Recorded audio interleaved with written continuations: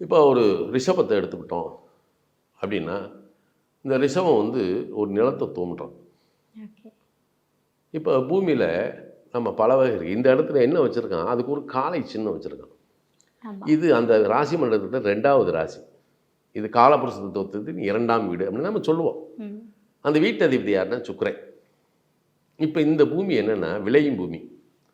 நீங்கள் மண்ணில் விளையக்கூடியதை அல்லாது நான் உண்டு உயிர் வாழ்ந்தேன் அப்படின்னு சொல்கிறதுக்கு ஏதாவது இருக்கா?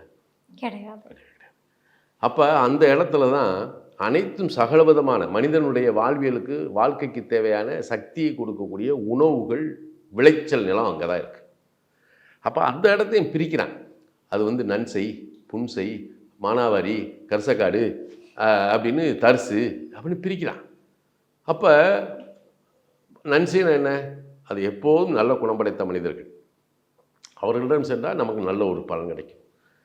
புன்சை அதுக்குள்ளே என்ன வேணாலும் போடலாம். மானாவாரி மழை வந்தால் தான் அதுக்குள்ளே இதாக இருக்கும்.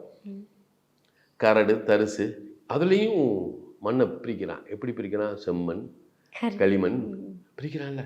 அது இந்த பக்கம் வந்துடுது, பணிபுரியக்கூடிய இடத்துக்கு வந்துடுது, மகரத்துக்கு வந்துடுது.